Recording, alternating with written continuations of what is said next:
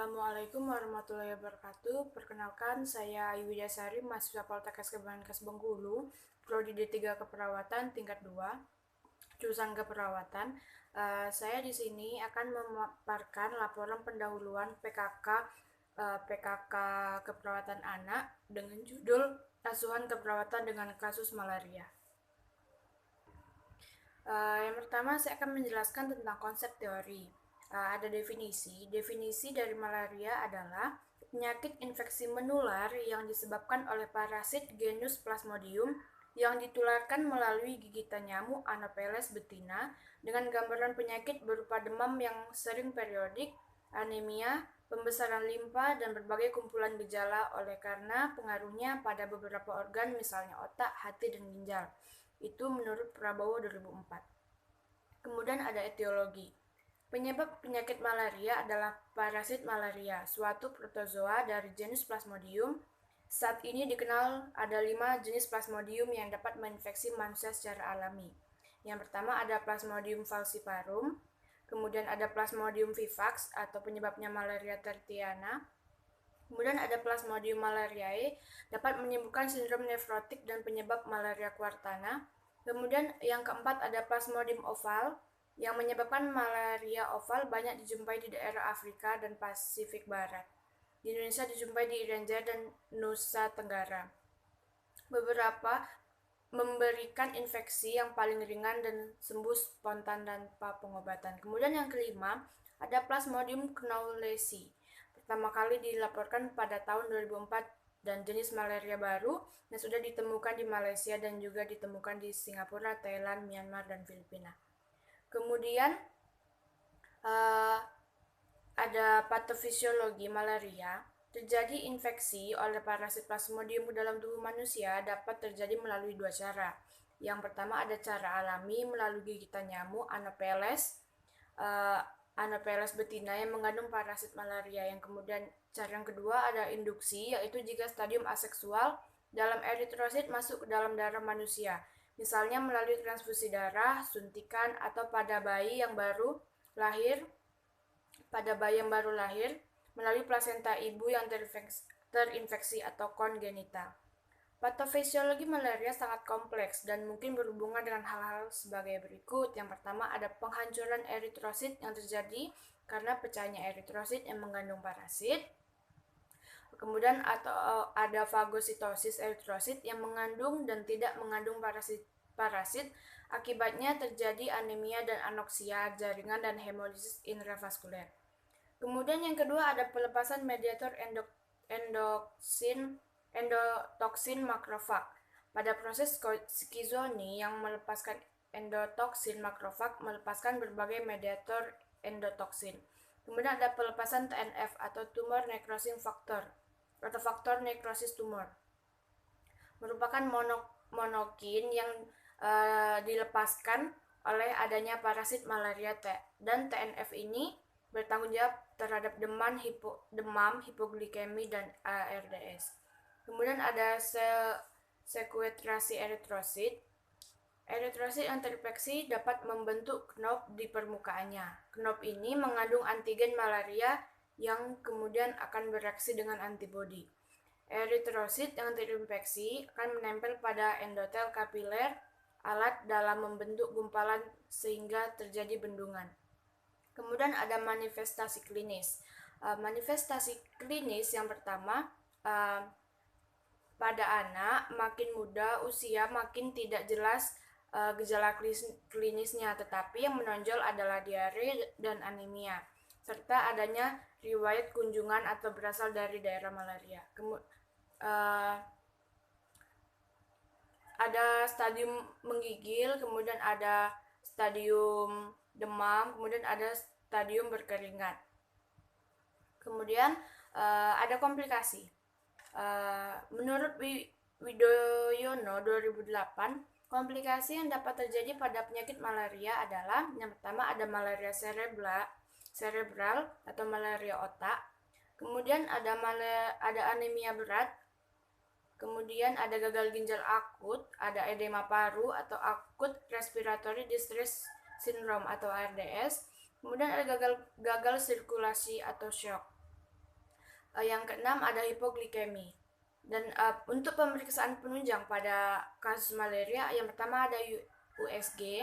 Pada penderita malaria kronis terdapat pembesaran limpa biasanya. Kemudian ada ronsen, dan pada penderita malaria kronis terlihat pembesaran hati dan limpa. Kemudian ada laboratorium. Laboratorium yang pertama ada menghitung leukosit darah rendah atau normal. Kemudian ada jumlah trombosit sering menurun terutama pada malaria berat. Kemudian ada tekanan darah tinggi, laju endap darah yang sangat tinggi, dan yang keempat ada hemoglobin darah rendah. Kemudian ada penata laksanaan. Yang pertama ada non-farmakologi. The Center for Disease Control and Prevention atau CDC merekomendasikan hal berikut untuk membantu mencegah merebaknya malaria. Yang pertama, ada semprotkan atau gunakan obat pembasmi nyamuk di sekitar tempat tidur. Gunakan pakaian yang bisa menutupi tubuh di saat senja sampai fajar. Kemudian atau bisa menggunakan kelambu di atas tempat tidur untuk menghalangi nyamuk mendekat. Jangan biarkan air tergenang lama di got, bak mandi, bekas kaleng, atau tempat lain yang bisa menjadi sarang nyamuk. Kemudian ada terapi farmakologi, yaitu pemberian obat anti malaria. Yang pertama ada skizontisid, jaringan primer yang membasmi parasit praeritrosit, yaitu proguanil pyrimetamin. Kemudian ada skizontisid jaringan sekunder yang membasmi parasit exoerythroid, yaitu primaquine. Kemudian ada skizontisid darah yang membasmi parasit fase eritrosit, yaitu kina, kloroquine, dan amodiaquine. Kemudian ada gametosit yang menghancurkan bentuk seksual. Primaquine adalah gametosit yang ampuh bagi keempat spesies.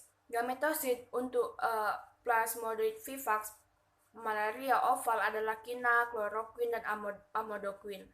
Kemudian ada sporontosit, mencegah gametosit dalam darah untuk membentuk okista dan sporozoid dalam nyamuk Anopheles, yaitu primaquine dan proguanil.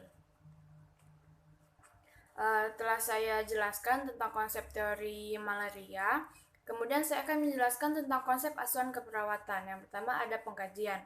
Jadi dalam pengkajian itu terdapat identitas seperti biasa ada nama, umur, jenis kelamin, pendidikan, alamat, pekerjaan, agama, suku bangsa, tanggal dan jam masuk rumah sakit, nomor register, diagnosis medis.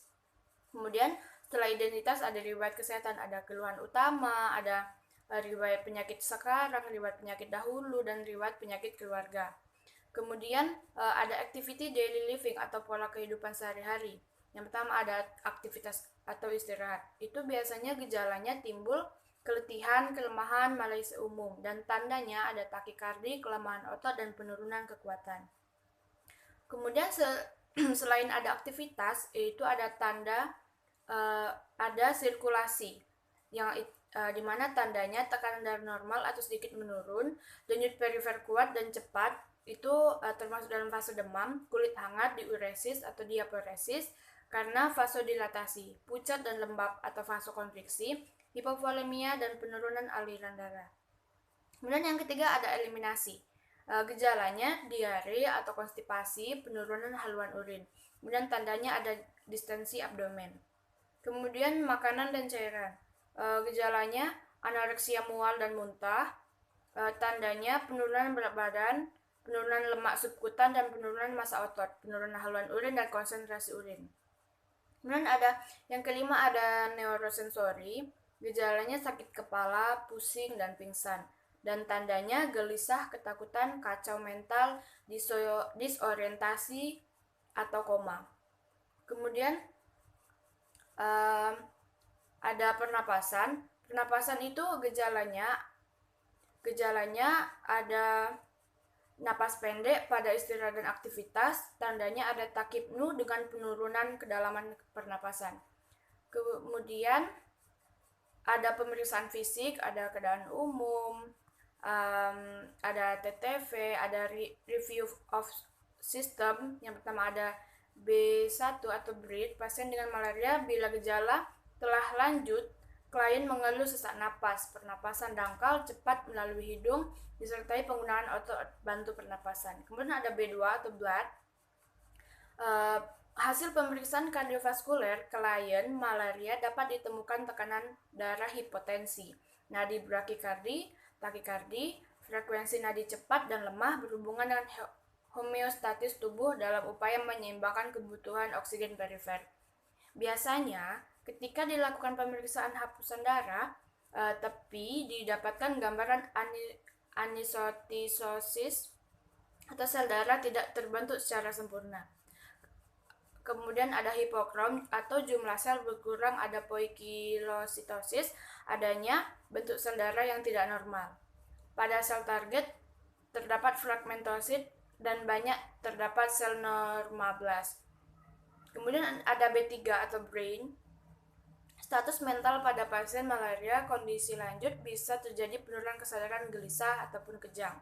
Kemudian ada B4 atau bladder. Pada klien dengan malaria biasanya ditemukan BAK lebih sering, bisa terjadi urin berwarna gelap, palpasi adanya distensi bladder atau kandung kemih. Kemudian ada B5 atau bowel, biasanya pada pasien dengan malaria yaitu selaput mukosanya kering, kesulitan dalam menelan, kembung, nyeri tekan pada epigastrik, nafsu makan menurun, mual muntah, pembesaran limpa, pembesaran hati, abdomen tegang, terdapat pembesaran limpa dan hati.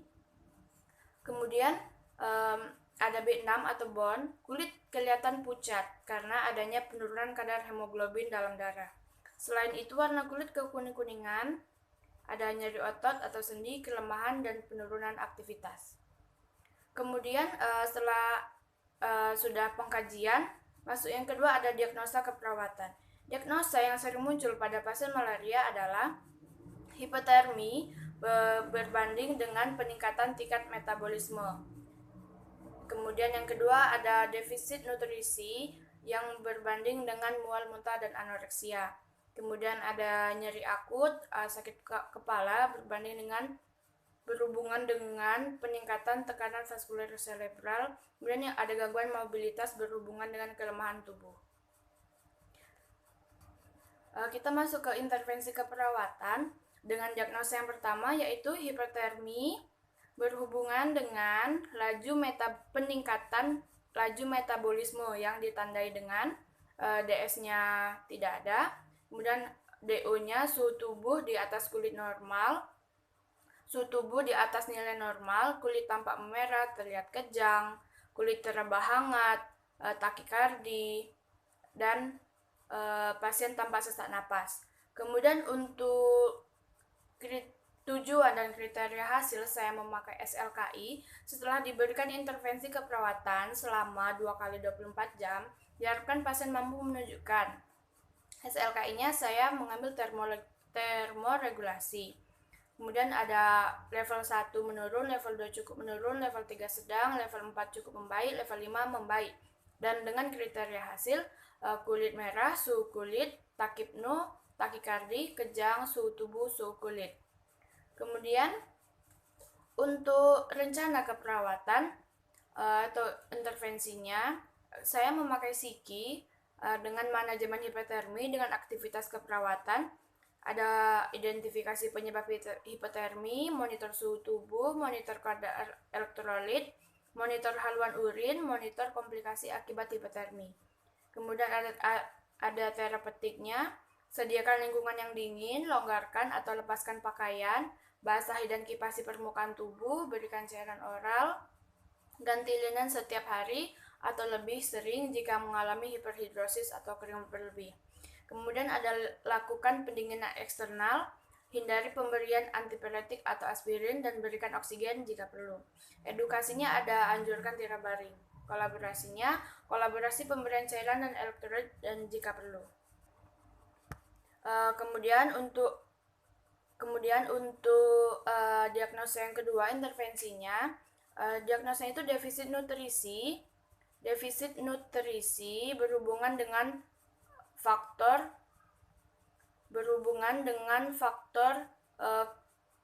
Fisikologis, stres atau keengganan untuk makan dengan data mayornya tidak ada, dan data objektifnya berat badan menurun minimal 10% di bawah rentang ideal.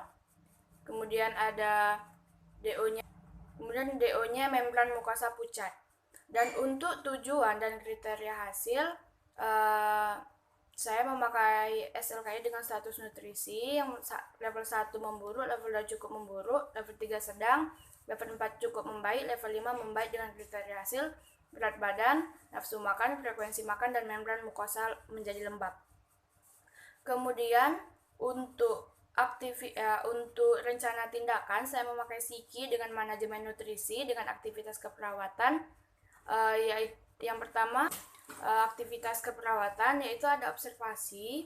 Yang pertama ada identifikasi status nutrisi, identifikasi alergi dan intoleransi makanan, identifikasi makanan yang disukai, identifikasi kebutuhan kalori dan jenis makanan, monitor asupan makan, monitor berat badan. Kemudian ada terapeutiknya, berikan makanan tinggi protein dan tinggi serat, fasilitasi untuk menentukan pedoman, sajikan makanan secara menarik dan suhu yang sesuai, kemudian berikan suplemen makanan jika perlu, dan edukasinya anjurkan posisi duduk, ajarkan diet yang diprogramkan, kolaborasi pemberian medikasi sebelum makan, kemudian kolaborasi dengan ahli gizi untuk menentukan jumlah kalori dan nutrien yang dibutuhkan jika perlu. Baiklah, itu intervensi, pengkajian, diagnosa, dan intervensi dalam laporan pendahuluan tentang asuhan keperawatan pada pasien malaria. Lebih dan kurang saya mohon maaf. Terima kasih. Wassalamualaikum warahmatullahi wabarakatuh.